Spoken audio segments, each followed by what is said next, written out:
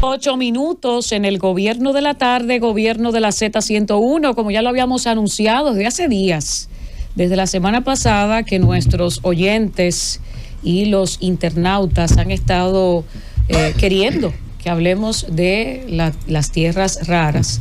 Pues hemos avisado que no coman ansias, que hoy, miércoles 19 de febrero, estaría con nosotros el ministro de Energía y Minas, que es un buen amigo del gobierno de la tarde, que ya estaba pautado hace varias semanas, pero sus compromisos, ¿verdad?, a veces pues le impiden estar en todos los lugares. Pero aquí está el señor Joel Santos, a quien damos la bienvenida en este gobierno de la tarde. Bueno, muy buenas tardes, un placer estar una vez más aquí en este programa y sé que siempre pues nos extendemos en los distintos temas y siempre muy contento de participar en este programa. Ministro, dos temas han acaparado la atención alrededor de sus funciones en el Ministerio de Energía y Minas.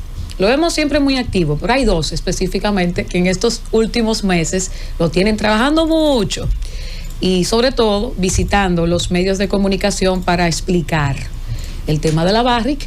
Usted ha estado ahí pues trabajando como intermediario, como miembro, ¿verdad?, del tren gubernamental, y qué bueno que sea usted parte de este grupo de personas que están buscando pues una solución salomónica a esto. Y las tierras raras. En Pedernales ya han sido identificados 115 depósitos de tierras raras. Yo le dije a un oyente que estaba un poco ansiosa porque hablemos de tierras raras. Usted se tranquila. Explíquele al país, ministro, ¿qué son las tierras raras? ¿Y por qué se llaman tierras raras? Bueno, las tierras raras son más bien elementos, metales, no son minerales como la gente cree, que obviamente están en el subsuelo y que son componentes que hace muchos años no tenían relevancia. En la medida que la tecnología ha ido avanzando, en la medida que se ha ido descubriendo la potencialidad de estos elementos, pues obviamente han ido tomando importancia y están presentes hoy día en prácticamente todas nuestras actividades, vamos a decirles recientes. Están en los celulares, están en los equipos médicos, están en los equipos espaciales, en pocas palabras, y sí es verdad, están en los armamentos también, porque me preguntan. Pero en pocas palabras, el futuro no sería posible como nosotros lo visualizamos los humanos, sin la presencia de estas tierras raras, que obviamente son importantes para desarrollar el futuro tecnológico del mundo. Ahora bien, lo que yo creo que es importante que las personas tengan claro es que es un proceso en el cual hay que, vamos a decir, involucrarse para poder verdaderamente explotar las tierras raras. Y por cierto, son raras porque en su momento pues eran elementos raros. Uno está acostumbrado a los diferentes minerales, está acostumbrado a los diferentes metales, y obviamente son elementos que no eran comunes. Obviamente con el paso del tiempo pues lo serán. Ahora bien, ¿dónde estamos nosotros en este proceso? Este gobierno, sin lugar a dudas, le ha dado mucha importancia al tema de la tierra rara y se ha acelerado el primer paso, que es el proceso de exploración. Se están haciendo los distintos sondeos, es decir, aplicando diferentes métodos, donde inclusive hay métodos eléctricos que te pueden determinar la presencia o los componentes del subsuelo, y las llamadas calicatas, que son, vamos a usar un término muy dominicano, son unos palitos o son unas varas que se colocan, que va determinando también los componentes de la tierra. Cuando hablan de las excavaciones, pues obviamente se refieren más a lo que tiene que ver con estas calicatas. Entonces, se está en ese proceso. la idea es de que antes de que termine el segundo semestre de este año, nosotros podamos determinar recursos. Y voy a explicar porque quiero hacer la diferencia principalmente en lo que es recurso y lo que es reserva.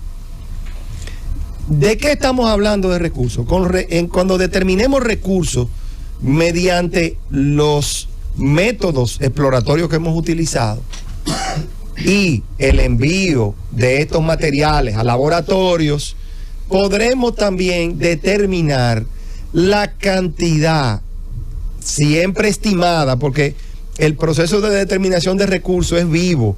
No es que tú determinas recursos y va al próximo paso, no, sino que son recursos vivos.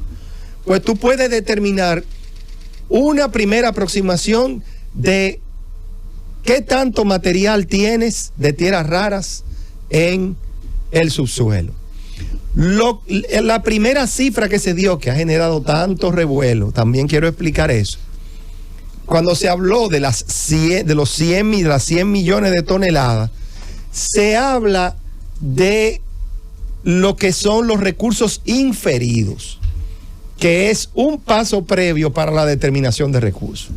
Es decir, basado en los análisis que ya se tienen, pues uno puede inferir que se tienen unos 100 millones de toneladas brutas, que es el otro elemento, brutas. ¿Por qué? Porque estos elementos están adheridos a minerales.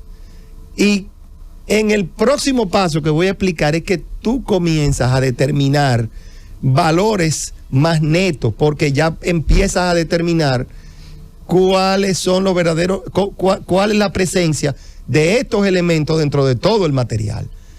Por eso es que no es comparable, porque inmediatamente los expertos, y yo no soy experto, debo decirlo, yo no me califico, pero sí algunos expertos, entre comillas, salieron a comparar, y creo que era importante que se hubiesen informado con nosotros, hubiesen puesto atención a lo que el presidente dijo. Se compararon las 43 millones de reservas. Ahora yo voy a explicar la diferencia, entre recurso y reserva. Los 43 millones de reservas que tienen los chinos de toneladas versus los 100 millones que habló el presidente. No, pero no, el doble de China. No, lo de China es un valor neto, ya es una reserva. El valor del que se está hablando aquí es de un recurso bruto. Es decir, estamos comparando pera con manzana. Ahora bien, una vez determinado la cantidad de recursos, viene el siguiente paso, que es la determinación de reserva. Esa determinación de reserva, ¿cuál es la diferencia? Que se le aplica lo que se conoce como la mineralogía. La mineralogía es tomar esa cantidad de material y determinar sus distintos componentes. Recuerden que las tierras raras son distintos elementos y cada elemento tiene un valor distinto. Sí, claro. Por lo tanto, en la mineralogía usted determina entonces, primero, la cantidad de material neto y segundo, cómo están presentes cada uno de estos elementos. Eso permite entonces hacer un estudio de prefactibilidad.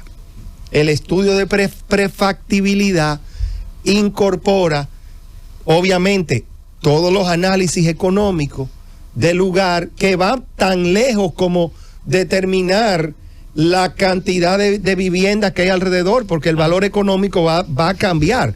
Si usted está en un lugar, por ejemplo, aislado, versus si usted está en un lugar poblado. El caso Barriga es un ejemplo. Claro. El reasentamiento del que se está hablando va a costar unos 20 mil millones de pesos, para dar una idea. Entonces, ese estudio de prefactibilidad te le da un valor económico a esos recursos y un valor neto de material. Además de que obviamente, como dije, entran en juego todos estos elementos. Entonces, ahí nosotros podemos decir la viabilidad que existe de explotar tierra rara y en qué cantidades la tenemos.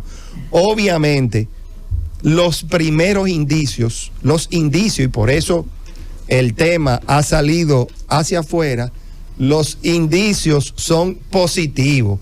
Es decir, cada vez que se va profundizando nos damos cuenta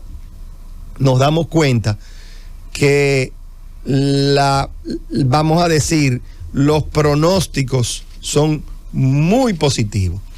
Ya con valores certificados de reservas, entonces usted puede lo que se llama bancarizar el proceso. Es decir, usted tiene verdaderamente un valor económico que puede ser explotable y que usted puede tomar la decisión que quiera, o aliarse, o inclusive manejar recursos financieros basados en ese activo certificado que usted tiene. Nosotros entendemos que hacia mediados del 2026 estaremos determinando reservas en lo referente a tierras raras. Que es importante también señalar que en poco tiempo nosotros hemos podido avanzar en un año, para usar un ejemplo, lo que normalmente toma 3 y 4 años. Es decir, la verdad es que llevamos un buen ritmo en lo referente, pero son metodologías que hay que aplicar, son estándares que hay que aplicar para usted verdaderamente poder certificar lo que es esa reserva, que es su primer objetivo. Y claramente usted no se puede saltar pasos, no hay atajo, como dicen. Usted no puede decir, no, pero hazlo de esta manera que es más rápido. No funciona así. Hay que ser riguroso con la metodología de forma tal de que lo que usted pueda certificar pues tenga un verdadero valor económico. Juan Reyes.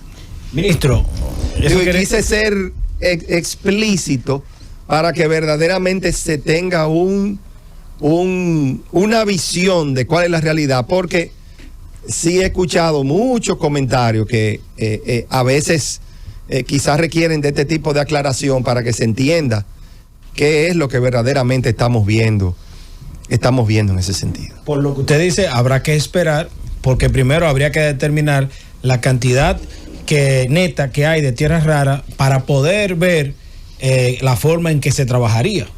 Por lo visto, antes de hacerle mi pregunta. Eso es correcto. Dependiendo de la mineralogía, por ejemplo, también en un tema muy importante en estos procesos, ¿qué tanto están los elementos adheridos a los minerales? Eso también es importante.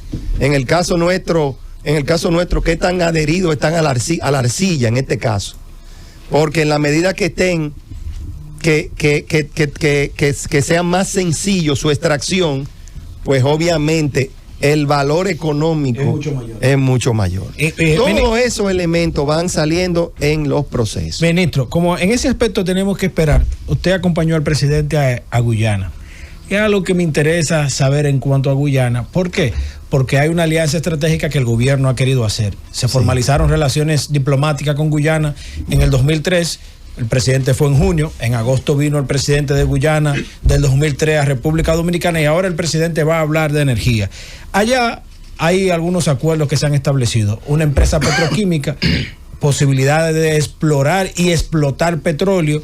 Y ahí es que quiero concentrar mi pregunta.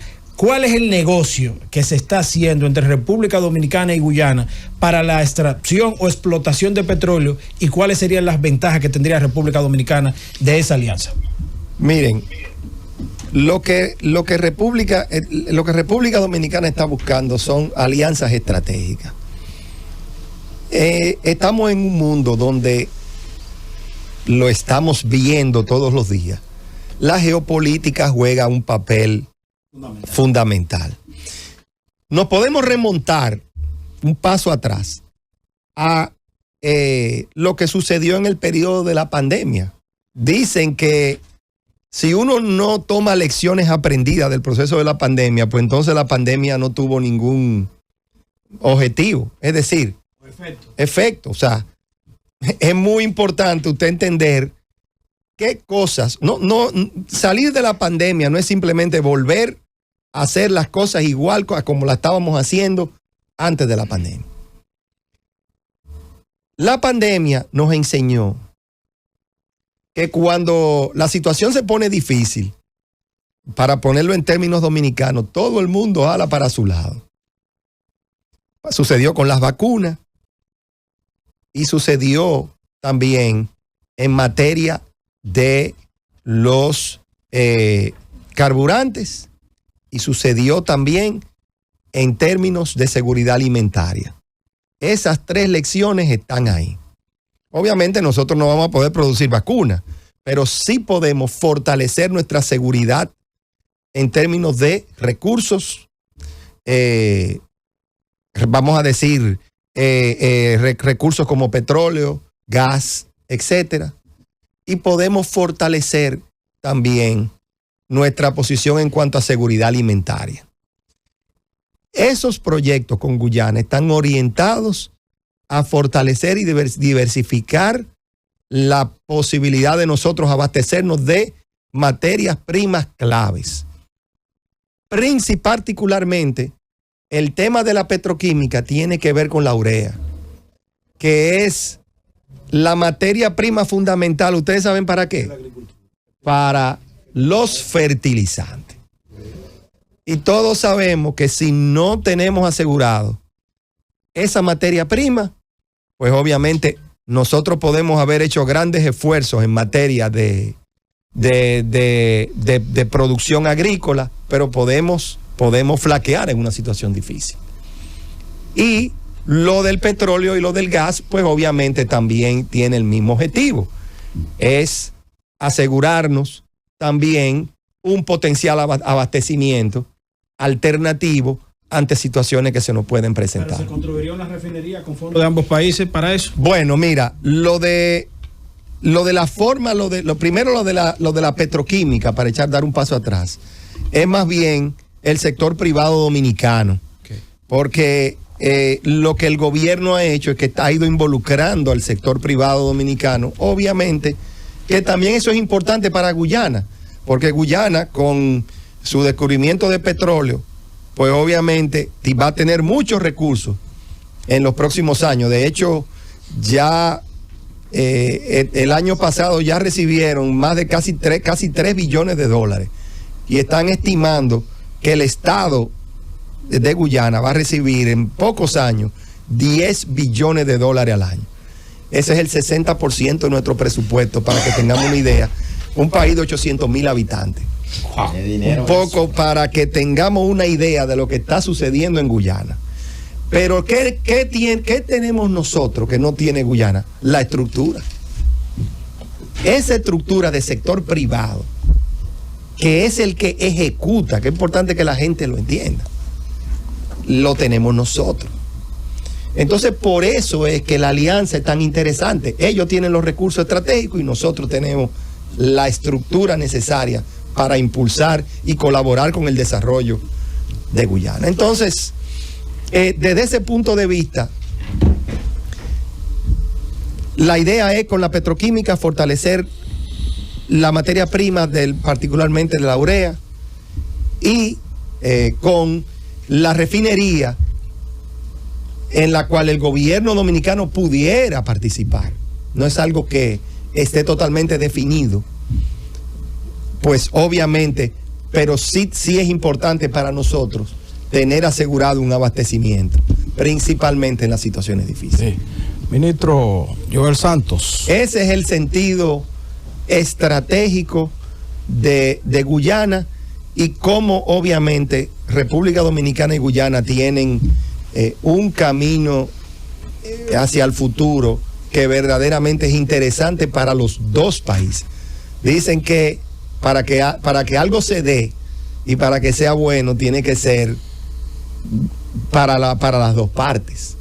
Y en este caso están dadas las condiciones para que algo se pueda realizar. Ministro, usted ha estado muy activo últimamente como mediador en el conflicto que tiene la Barrigol con los campesinos de Zambrana, el Naranjo, Las Lajas, esos sitios por ahí, sí, donde se va a construir una presa de cola. Sí. Que la minera ha dicho que es imprescindible para continuar operando en la República Dominicana. De hecho, el gobierno ya le dio una licencia ambiental para eso. Sí. Pero está ahora la litis, el conflicto con los campesinos que están asentados ahí.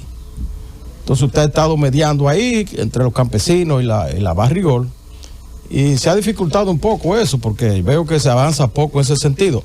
Usted dio una declaración recientemente, creo que fue usted que la dio, en el sentido de que desalojar a esos campesinos de ahí, pagarle su tierra y alojarlo en otro lugar, buscarle sitio, le va a costar al Estado 20 mil millones de pesos. Sí, al Estado Dominicano. Bueno. O sea, no a la Barrigol, sino al Estado Dominicano. La Barrigol es que tiene que poner los recursos. Pero el gobierno dominicano tiene que en un periodo de tiempo ir resarciendo esos recursos. De acuerdo a los beneficios que pueda obtener de la mina. De acuerdo a los beneficios futuros. Entonces el Estado Dominicano que lo va a dar, lo que lo va a dar, la Barrigol lo va a avanzar. Es así. Entonces, siendo esto, esa presa de cola, un beneficio para la Barrigol, porque es parte de sus operaciones, sin eso ellos no pueden operar. ¿Por qué el Estado Dominicano entonces tiene que facilitarle esos 20 mil millones de pesos? Bueno, la verdad es que así es que están establecidos los acuerdos. Obviamente, al final de cuentas estamos hablando de una obra social que el gobierno pues tiene que impulsar, y obviamente está contemplado que de los beneficios, obviamente el valor presente de esos recursos es menor porque vas a tomar varios años para tú poder resarcir esos recursos. Y esa es la manera que fue estipulado originalmente en el contrato es renegociado, y claramente pues hay que respetar esos acuerdos.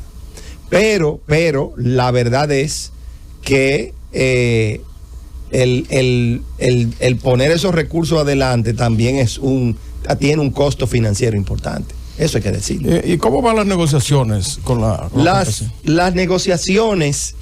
Bueno, hasta ahora podemos decir, de los reasentamientos definidos hay unos 653. Hay diferencia todavía de unos 19 casos. Habían 101 casos que eran las diferencias que surgieron de inmediato. Ustedes saben que todos estos procesos de reasentamiento, las personas... Yo voy a hacer un comentario, vamos a decir, vamos a ponerlo, vamos a no tomar un partido. Vamos a decir que se hace un censo inicialmente y pueden haber personas que se hayan quedado fuera en el censo por alguna razón, pero también en estos casos, y esto no es nuevo, entonces yo lo he visto en diferentes casos de reasentamiento, aparecen gente luego que se meten. Y hay que lidiar con ese problema. Exactamente. Pero vamos a poner los dos casos para hacer. De esos 101 casos que se dieron, se han resuelto, 119 casos, perdón. Se han resuelto 101. Quedan 18 por resolver. Eso es en un aspecto. La otra diferencia tiene que ver con los productos que tienen los comunitarios. Se hace un levantamiento de cuáles son los productos que tienen cada uno de los propietarios, de cada uno de los comunitarios, y se le debe resarcir por esas plantaciones que ellos van a perder. Eso se calcula, hay una metodología de la IFC que determina claramente la fórmula a utilizar. Y no es simplemente el precio de la mata, sino es el precio de la mata, la cantidad de cosechas potenciales, la productividad, y una serie de elementos que da con los valores que se pueden utilizar. Y eso está predeterminado. De los 81 productos, se han definido 72. Hay 9 pendientes por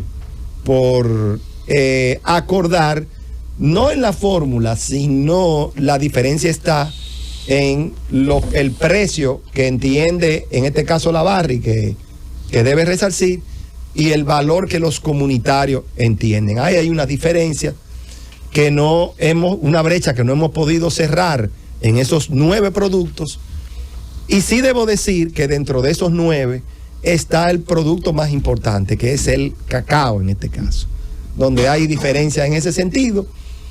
Desde el principio, el Ministerio de Energía y Minas propuso que la metodología incluyera la mediación de expertos en cada uno de los productos para que ayuden a determinar estos valores. También para la diferencia, porque no lo he mencionado, hay algunas diferencias también en la tasación de los terrenos, que se pidiera la ayuda de tasadores certificados que pudieran determinar también el valor de esos terrenos de manera independiente para tratar de cerrar el acuerdo y sentarse, señores, volver a hacer el levantamiento y ponernos de acuerdo con los 18 casos que están pendientes. Hay que decirlo, el proceso toma tiempo. Yo pienso que pudiera haber mucho mayor agilidad en este proceso, por lo menos yo estoy acostumbrado a moverme de una manera más ágil, pero es lo que es. Vamos cumpliendo el proceso y sí entiendo que en su momento llegaremos a un acuerdo, sobre todo un acuerdo que sea justo para los comunitarios de la zona. Ustedes saben también que cada vez que surgen estos procesos, sobre todo es la costumbre en la minería, pues obviamente aparecen los grupos de izquierda, aparecen los llamados antimineros, que aprovechan también el escenario para tomar notoriedad y presentar sus demandas, aunque estén separadas del verdadero objetivo de este ejercicio.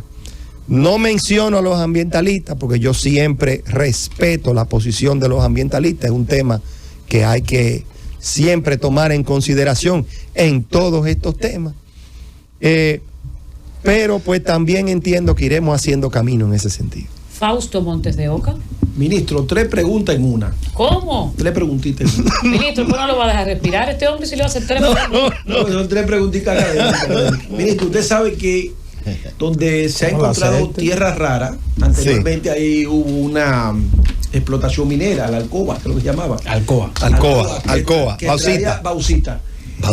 Ahí no extraían tierra rara también, o solamente la bauxita. Bueno, está documentado. La información oficial que yo tengo es que siempre ahí se extrajo bauxita. Eso es la información oficial que yo tengo.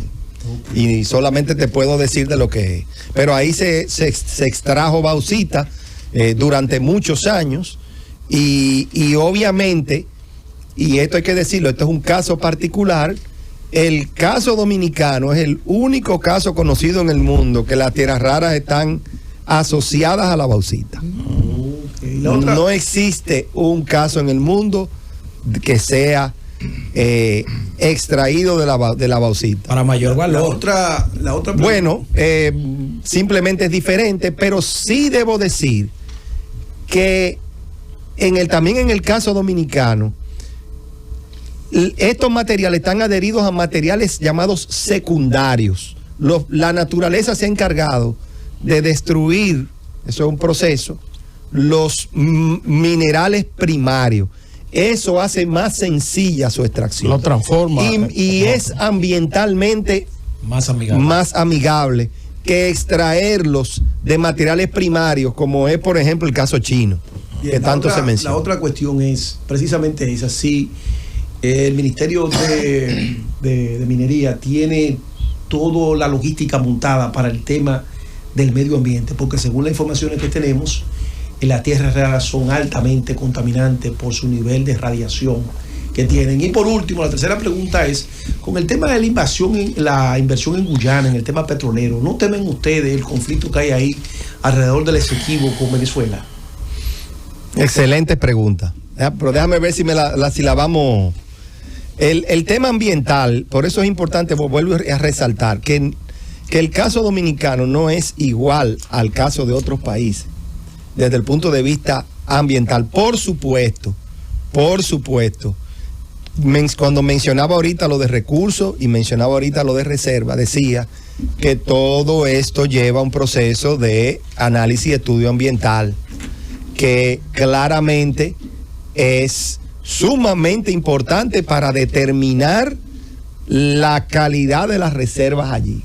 Es decir, el medio ambiente será siempre respetado. Lo otro, que también es un tema que he oído, que vale la pena aclararlo, la reserva de Ávila, que es donde está este yacimiento, no es parque nacional. También quiero hacer esa aclaración. Es importante. Porque también he escuchado esos comentarios. Y volver a resaltar de que en el caso dominicano se extrae a partir de minerales secundarios, lo cual hace su extracción mucho más sencilla y mucho más amigable al medio ambiente.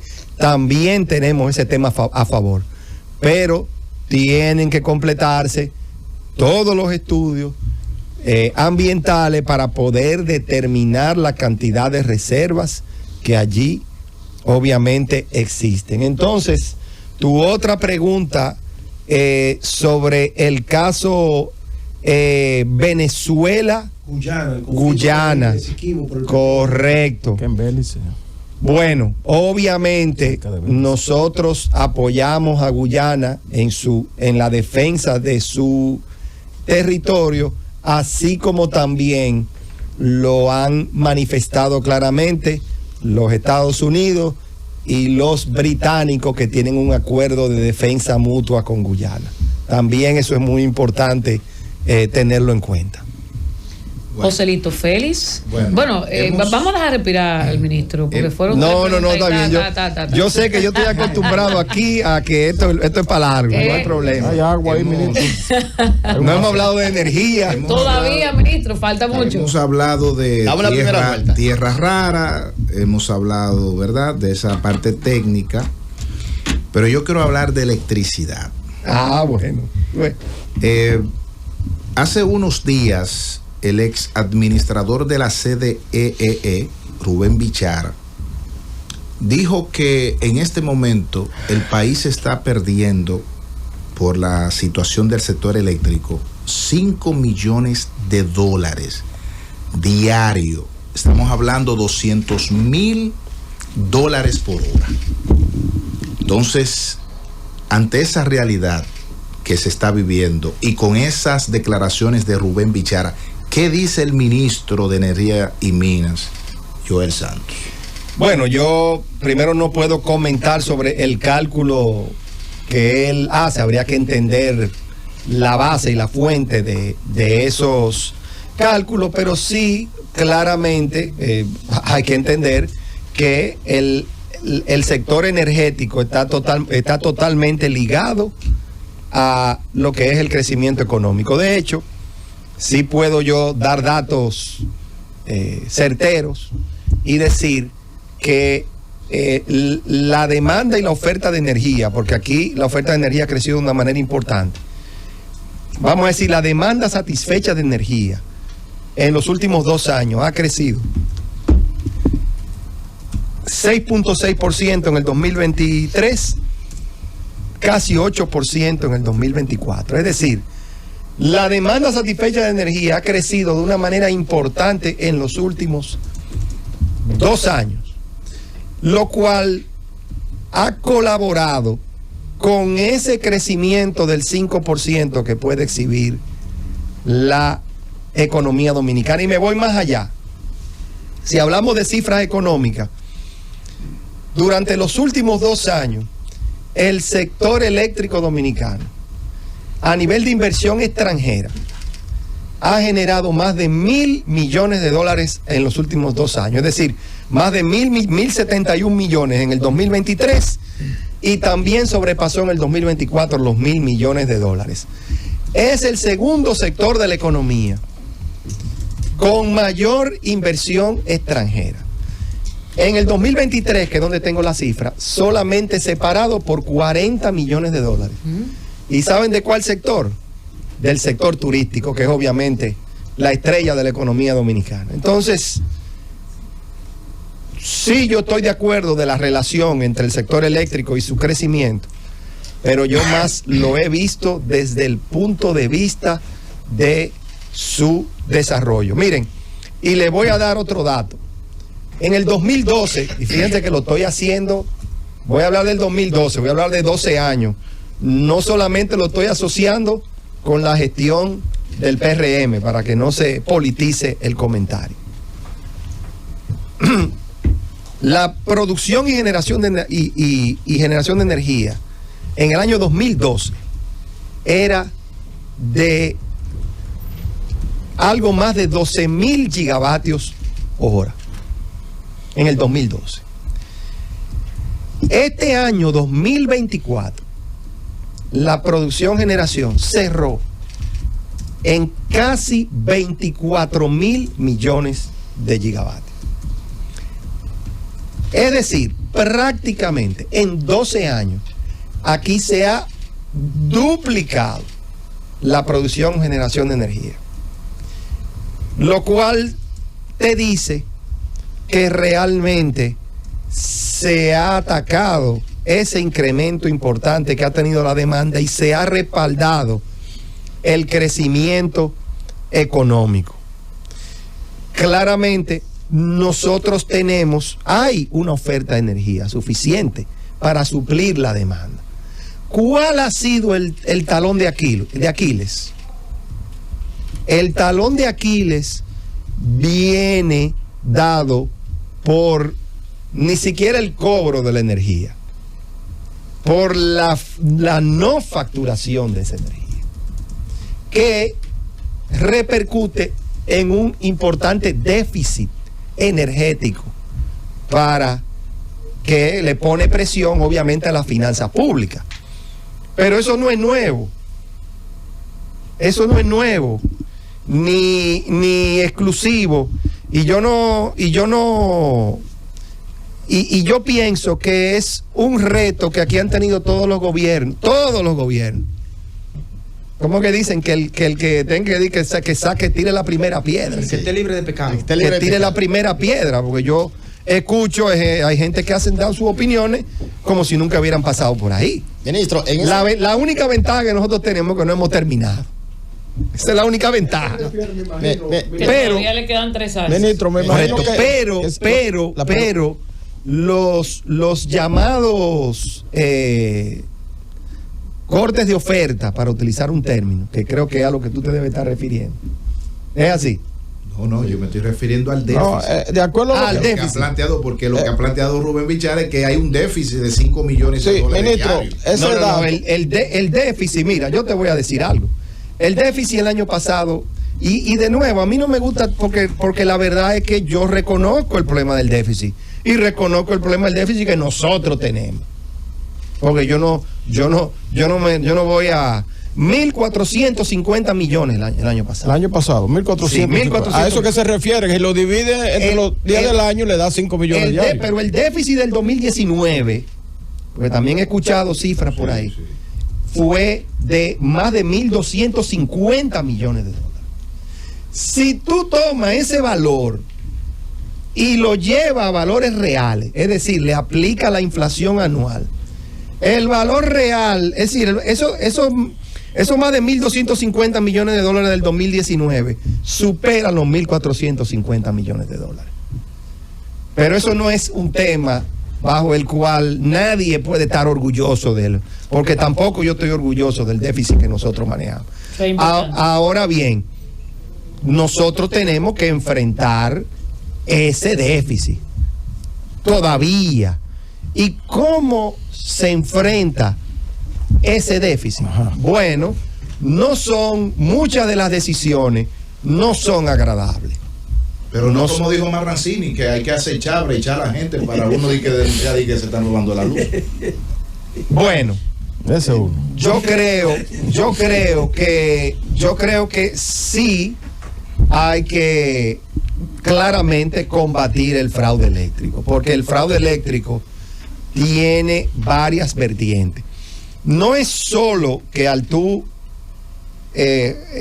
robarte la energía, y quiero hacer un paréntesis. Sí. Cuando se habla de robar energía, no pensemos tampoco que nos estamos refiriendo, porque todo el mundo inmediatamente pone los reflectores en los barrios. en los barrios que aquí se roba la energía. No es correcto tampoco. Aquí, lamentablemente hay que decirlo, se roban la energía en todos los niveles. Hay empresas. Aquí presentamos empresas, esa es la verdad, que se le han robado por mucho rato. Sí, esa es la verdad. No pongamos solamente los reflectores en los barrios llamados barrios marginados. No es el caso. No es el caso solamente. Pero entonces habla de todos los niveles, empresariado, sectores populares. En todos los niveles. En todos los niveles. Lamentablemente en República Dominicana hemos tenido una cultura del robo de energía que probablemente date, le voy a poner fecha, pero no quiero que me...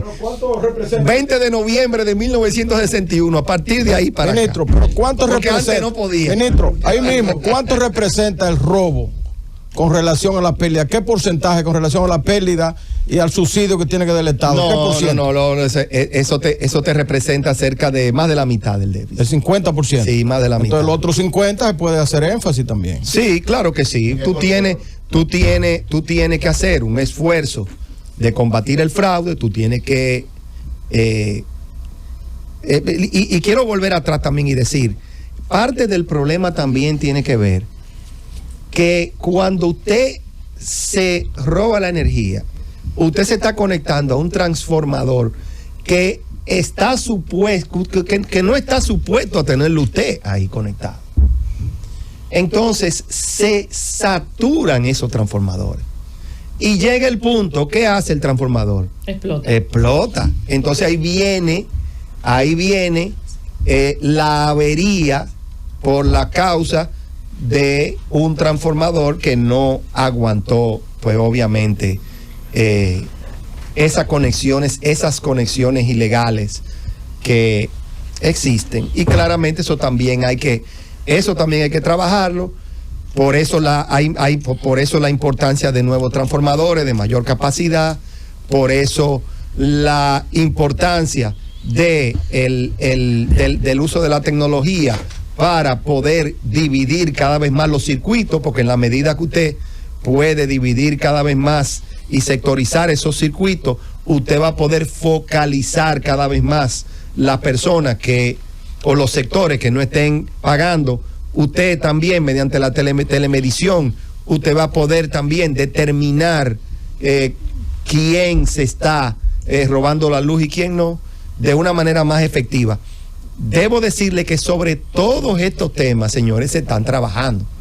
Lo que pasa es que las cosas no cambian de la noche a la mañana, pero vamos a ir viendo cambios. Y sí, yo soy el primero en reconocerlo. No todas las medidas son agradables, porque todo el mundo dice, no, pero cuando o sea, se siente, porque es contra una cultura que se está luchando. Y yo siempre he dicho, es verdad, ha jugado en contra en cierto sentido la cantidad de energía que se está dando. La gente se acostumbró a recibir energía sin pagarla. Esa es la verdad. Y eso juega en contra a la hora de usted tomar estas medidas que son difíciles. Y sobre la eficiencia y el manejo de las EDES, ¿qué usted tiene que decir? Bueno, ahí también se ha venido trabajando. Yo entiendo que ustedes han visto cambios importantes que Celso Marrancini ha ido realizando desde el punto de vista administrativo, desde el punto de vista de su estructura. Ahí también hay cambios importantes que se están realizando. No, muchos de esos no son agradables tampoco lo son, pero se le está dando la cara en ese sentido. Valentín. Dos preguntas, ministro, con relación al tema eléctrico. Yo sí quiero luego hablar también porque yo creo que vale la pena mencionar algunos temas, otros temas positivos que están pasando, que creo que es importante. Dos preguntas. ¿Usted está de acuerdo con esa petición de Celso Marrancini de que los vecinos denuncien a sus vecinos con tema del robo de energía eléctrica, por una parte? Y por otra parte, todos hemos sido testigos del esfuerzo del presidente Abinader para desarrollar a Pedernales como un destino turístico. ¿No podría haberse afectado el desarrollo de Pedernales con este tema de la explotación de tierra rara por el uso de agua, grandes cantidades, por el material radioactivo y por todo lo que eso engloba? Mira, Vamos a comenzar por ahí para volver entonces a la primera pregunta. Esas también son preguntas interesantes. Y lo primero es que la gente tiene que entender, yo creo que yo más o menos he explicado que todo el tema ambiental aquí tiene que pasar un proceso para poder determinar la cantidad de reserva. Es decir, no nos podemos saltar un paso medioambiental. Eso, en materia de minería, en el caso nuestro, la sostenibilidad ambiental es un prerequisito para nosotros poder determinar reservas y poder pasar a una explotación. Lo segundo es que yo he mencionado también que los elementos de tierras raras en nuestro país se derivan de minerales secundarios. Y lo he repetido 3 veces porque eso es muy importante. Y eso es importante porque realmente es mucho más amigable con el medio ambiente. Y el tercer elemento, se tiene la idea de que Cabo Rojo y Pedernales están pegados de esta reserva. Y no es el caso. Qué bueno. Estamos hablando de 30, de donde están los yacimientos más importantes. Estamos hablando de 30, 40 kilómetros. Muy buena aclaración, porque ya la gente de Pedernales estaba preocupada. No, 30, 40 kilómetros. Eso es, señores, de aquí a Boca Chica. Más lejos. Entonces, eso también es importante que se tenga en cuenta. Claramente el desarrollo turístico de Pedernales es una prioridad para este gobierno. Todo lo contrario, el desarrollo de Pedernales está también basado sobre elementos medioambientales no neutrales, no positivos. Ese desarrollo de Cabo Rojo, y eso tampoco es negociable en este sentido. Luego tú me comentabas sobre el comentario de acuerdo con el chivateo de los vecinos que se roban la luz por parte de don Celso Marrancini. Bueno, mira, yo pienso que a ese comentario de Celso le han dado más relevancia de todas las otras cosas que él ha venido explicando, que encierran la verdadera estrategia detrás. Lo que se quiere decir con esto es de que la población debe tomar también conciencia. Yo creo que este es el punto clave. Debe tomar conciencia para romper esa cultura. ¿Por qué? Porque no es que no te esté afectando a ti. Por eso yo pongo el caso de la saturación de los transformadores. El que se está pegando ahí va a ser el causante de que te explote tu transformador. Y cuando tú cuando sufras una avería y no tengas energía, no solo maldigas a la institución. Piensa también en todos esos vamos a decir vecinos que se conectaron ilegalmente y que tú los viste y no hiciste nada. Ese es un poco el concepto de que al final ese déficit lo paga la sociedad.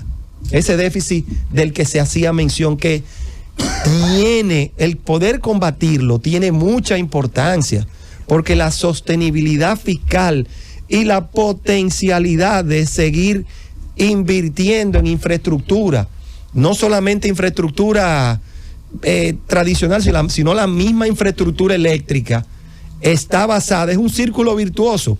Usted reduce el déficit y usted puede invertir en el sector eléctrico cada vez más en las redes, que es lo que nosotros necesitamos seguir fortaleciendo ante un país, señores, que no se detiene en su desarrollo. Este país sigue creciendo y los negocios siguen apareciendo, los empleos se siguen creando, la gente sigue mejorando sus condiciones y todo eso se refleja en demanda de energía. Si hablamos de irnos a semiconductores, si hablamos de invertir en data center, todo eso, señores, implica un incremento importante en la demanda de energía. Por eso es que ustedes oyen a expertos internacionales decir que el mundo, para el desarrollo tecnológico que se le viene encima, no está preparado para manejar la demanda de energía que eso implica. la inteligencia artificial, todos estos aspectos, señores, están basados en energía. Entonces, nosotros, ¿qué es lo que tenemos? Hablando, al principio hablábamos de seguridad alimentaria, y hablábamos de seguridad de los recursos naturales, pero también tenemos que abastecernos y prepararnos para tener seguridad energética. Y ahí yo puedo decirles que también se está trabajando de manera importante.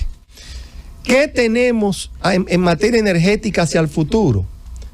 Bueno, en los próximos 4 años hay un sinnúmero de proyectos que van a incrementar. Nuestra capacidad instalada hoy está cercana a los 6.000 megavatios, 5.000 y tanto.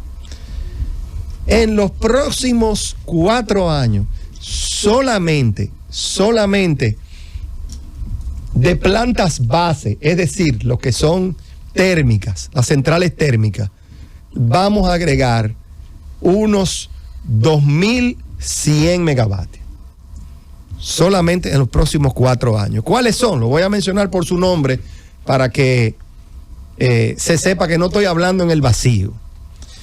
Este año entra en la zona de Boca Chica el cierre de ciclo de Ciba con 60 megavatios.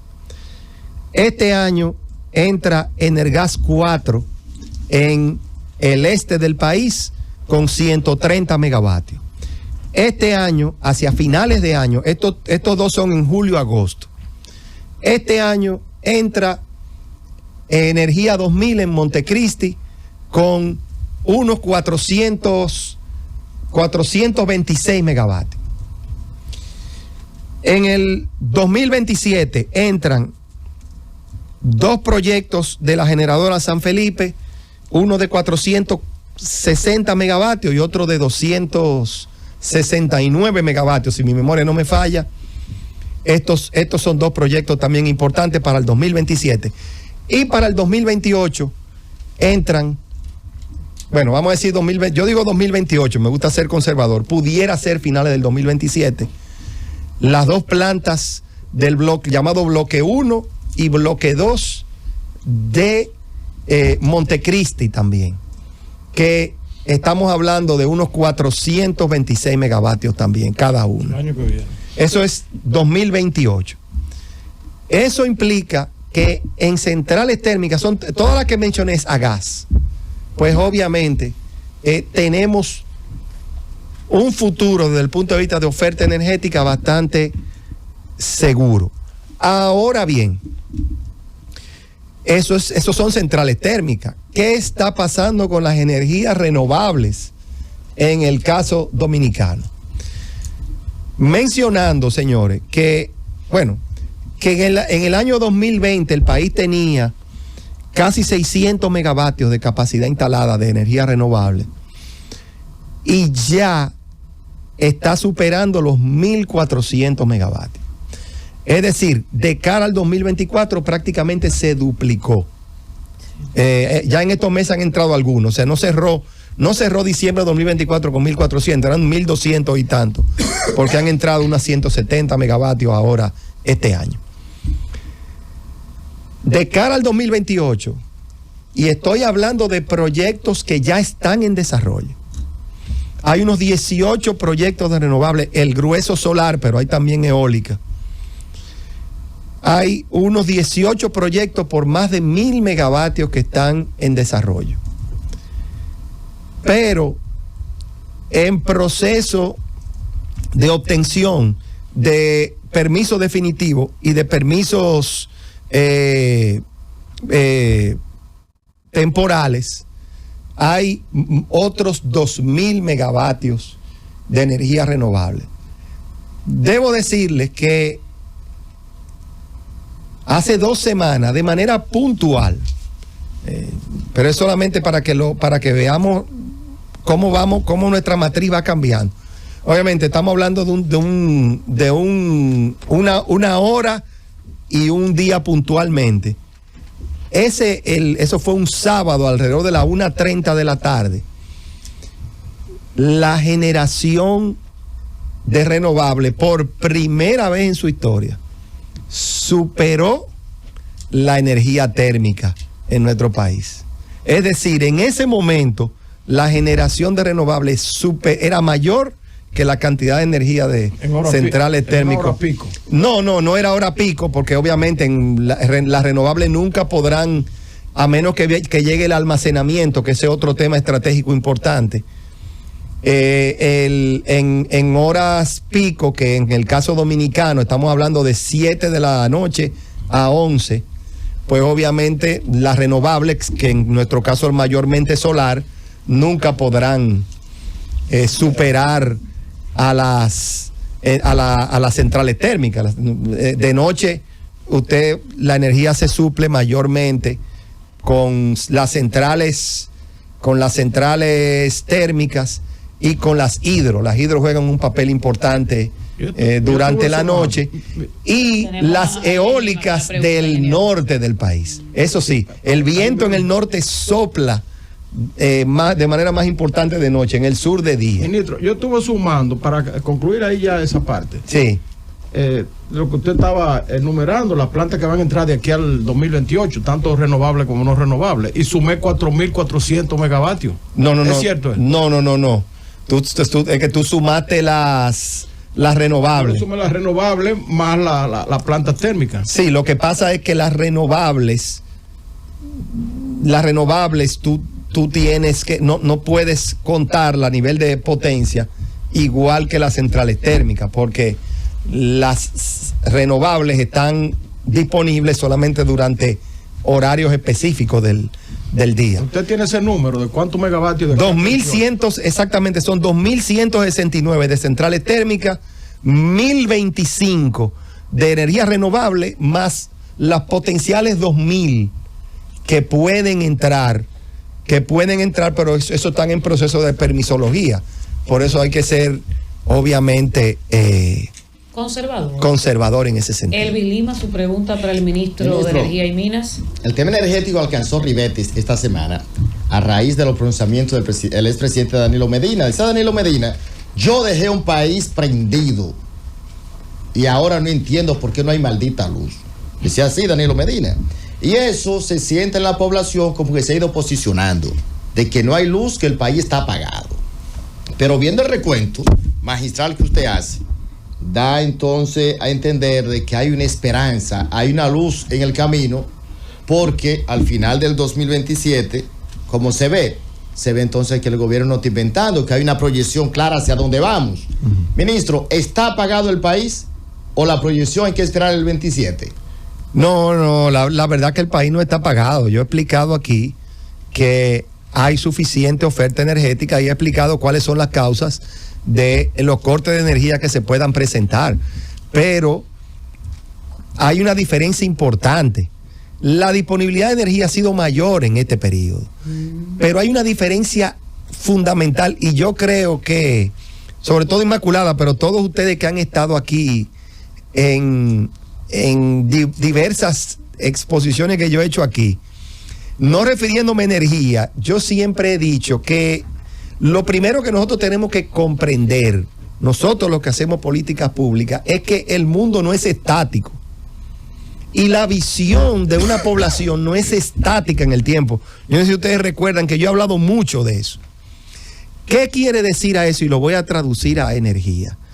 El concepto de disponibilidad de energía de la población dominicana en el 2019 es muy diferente al concepto de disponibilidad de energía del dominicano en el 2025.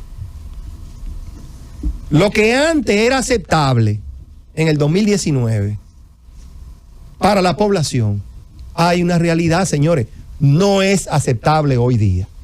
¿Y qué cambió eso? En el periodo de la pandemia, dado que las personas estaban en sus casas, no voy a juzgarlo, pero se tomó la decisión de que había que dar energía a todo el mundo. ¿Qué sucede? Lo que yo mencioné ahorita, la gente ahora no tiene la disposición de no tener energía.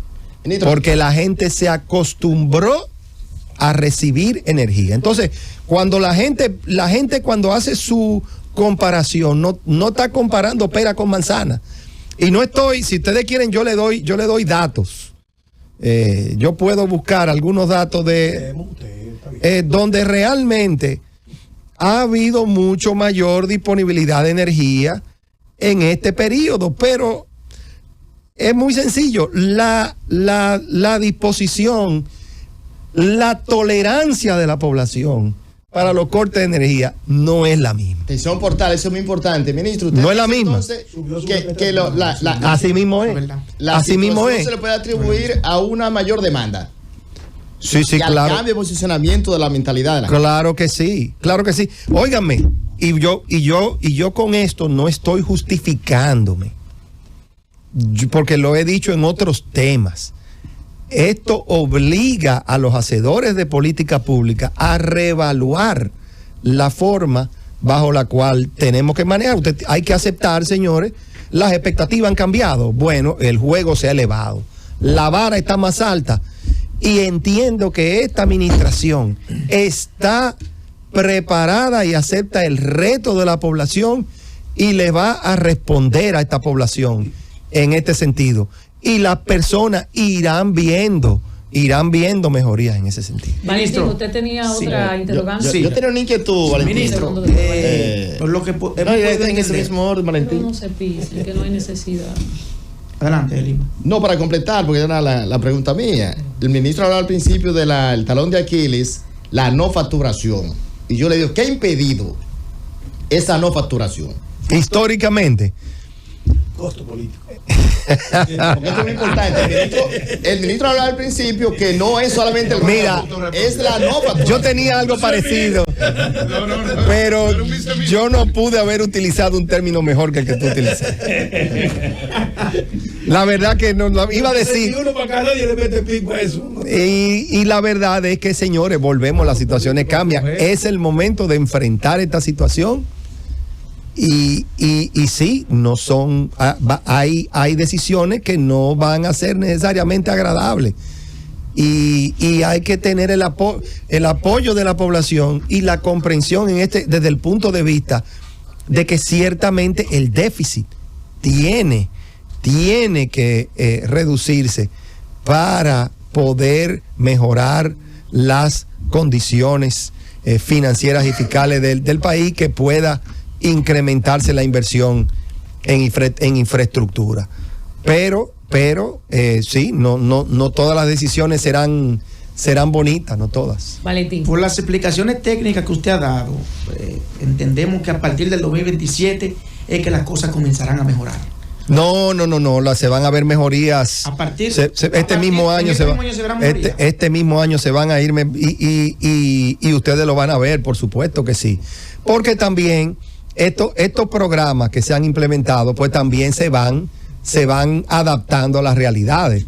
No piensen que el amigo Celso está sentado bajo una serie de premisas, y eso es lo que él obviamente se irán evolucionando, y las personas van a ir viendo mejorías en ese sentido, porque recuerdo, hay oferta suficiente para suplir la energía. Juan. Pero hay que atacar todos los temas. Ministro, hay un tema que me interesaría que usted abordara, y es que en un momento el presidente habló de vender energía a Puerto Rico. Sí. Después lo dijo Celso, y ahora vino Marco Rubio y lo dijo. ¿Qué tan posible es eso y qué tan beneficioso sería eso para la República Dominicana? Bueno, volvemos de nuevo a colocarnos en el futuro. Y también vale la pena, la pregunta es muy buena, porque me permite hacer algunas precisiones también en este sentido. Miren, lo primero para responderte, totalmente factible hacia el futuro. Totalmente factible. Y hay una razón importante. No solo, volvemos de nuevo, tiene que ser interesante para los dos países. Lo primero es que yo acabo de mencionar, señores, lo atractivo que está haciendo para la inversión la República Dominicana desde el punto de vista energético. Porque la verdad es que se han creado las condiciones para que haya inversión en centrales térmicas, inversiones en energía renovable. Y la verdad que el país, señores, el país tiene una visión hacia el exterior muy positiva. Por otro lado, está el caso de Puerto Rico, que tiene una demanda de energía, pero no ha podido generar esa inversión, y obviamente presenta hoy día déficits importantes en su capacidad de energía. Ese por otro lado. Entonces, nosotros con la capacidad de traer inversión y ellos con la necesidad. Otro elemento, los dos países con una necesidad también de tener la manera, no somos islas. Nosotros somos una isla compartida, pero somos islas. A diferencia de Europa, a diferencia de Centroamérica, a diferencia de Suramérica, que le ha permitido ellos mismos darse más seguridad energética a través de la interconexión entre los distintos países. En el caso nuestro no tenemos esa posibilidad de interconexión, más porque la verdad que tenemos de vecinos Haití, que es un país que presenta las condiciones que todos conocemos. Entonces, estamos los dos países en medio de en medio de un territorio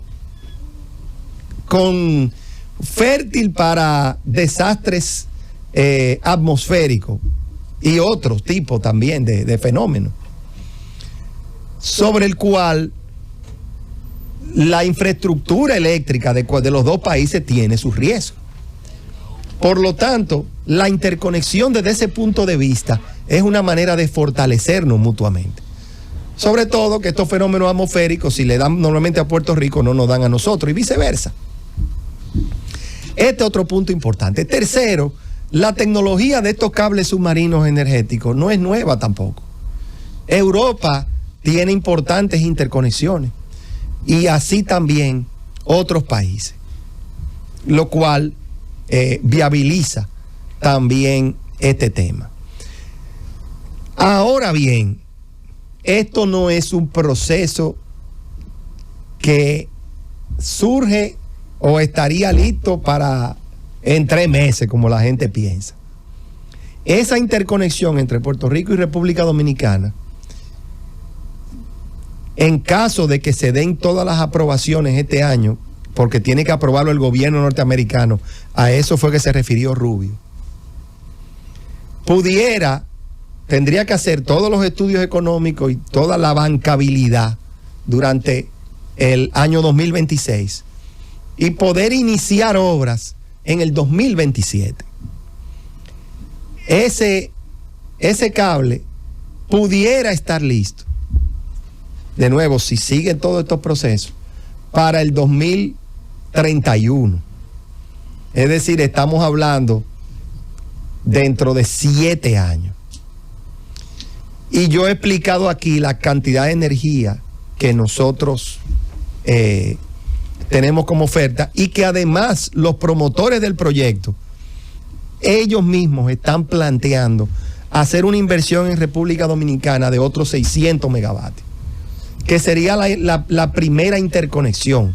Luego pudiese integrarse al resto del sistema. Es decir, que también este proyecto viene con una inversión para República Dominicana debajo del brazo.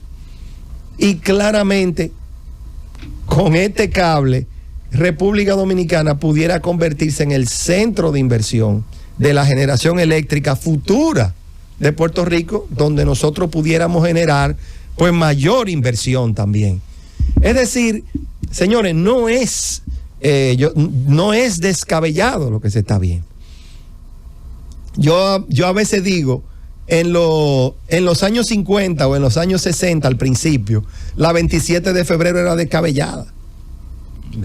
Era descabellada la 27. ¿A quién se le ocurre ¿A quién se le ocurría? Hoy mira la 27 de febrero. Ministro, pero no es que no puede ser descabellada. ¿Por qué? Porque recordemos aquí cómo llegó el tema del telégrafo. Era un cable.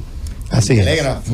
Entonces, el telégrafo el equipo. Eso puede ser perfectamente ese mismo cable, sí, convertido en un cable eléctrico. Y es un cable de unas 115 millas, no es tampoco.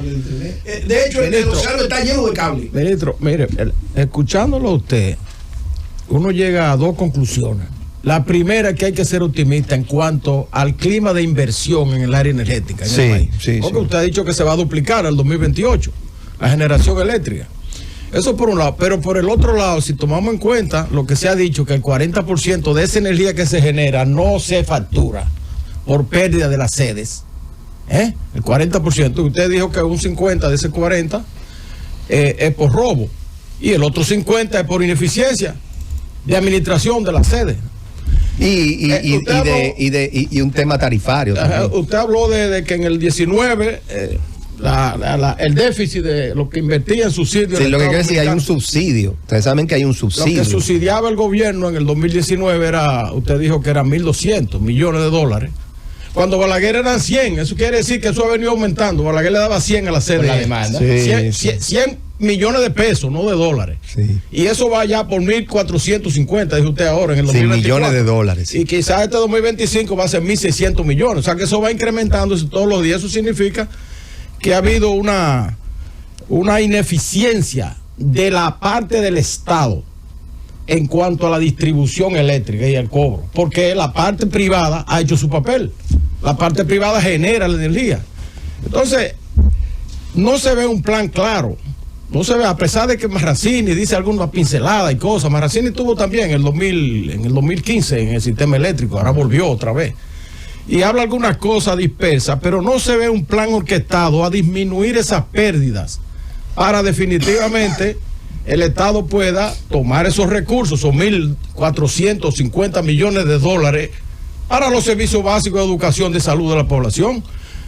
Usted no percibe lo mismo. Yo creo que un plan optimista con mira a disminuir esos déficits, esas pérdidas. Y yo he esbozado aquí parte de la estrategia. Lo que pasa es que, señores, son procesos. Aquí yo he hablado de temas que el mismo Celso ha mencionado en distintos escenarios sobre el tema. Quizá el único que no he mencionado claramente. Hay que seguir bajo el pacto eléctrico avanzando en la implementación de la tarifa técnica. Eso es un tema que queda esa tarea pendiente. Está el tema claramente de la inversión necesaria en los transformadores de potencia, las inversiones en las redes, los contadores inteligentes. Todos esos cambios tecnológicos, seguir separando los circuitos, todos esos temas, señores, es lo que va a permitir afrontar el verdadero problema que está claramente en la facturación, y iremos viendo cambio en ese sentido. Y yo también digo que hay que poner 2 o 3 ejemplos también, por supuesto. Ministro, gracias por acompañarnos. Tenemos 1 hora, 15 minutos hablando con usted. Se nos quedan muchas preguntas de algunos fieles seguidores del Gobierno de la Tarde. Tengo pendiente que usted tiene por ahí hay una información de cosas positivas guardadas. Así que vamos a ver si pronto puede venir a responder esas preguntas que se quedaron hoy, que arroparon, ¿verdad?, esta hora 20 minutos, el tema eléctrico, el tema también, por supuesto, de las tierras raras, y tocamos ahí por encimita el tema de la Barrick. Así que gracias por este tiempo, gracias por expresarse de una manera tan clara, y personalmente agradecerle la forma honesta en la que reconoce los fallos que ha tenido este gobierno, las cosas pendientes que deben de asumir, porque eso a la gente quizás no resuelve el problema, pero le agrada que se reconozca que hay situaciones, y que lo diga pues un funcionario como usted, que está ligado pues al sector eléctrico. Yo creo que hasta cierto punto es alentador saber que ustedes están claros en lo que han quedado a deber. Así que gracias al ministro Joel Santos, ministro de Energía y Minas. Como siempre, no nos alcanza el tiempo para hablar con él, pero yo espero que pronto regrese y nos cuente todas esas cosas positivas que está trabajando desde este ministerio. Fariña, vámonos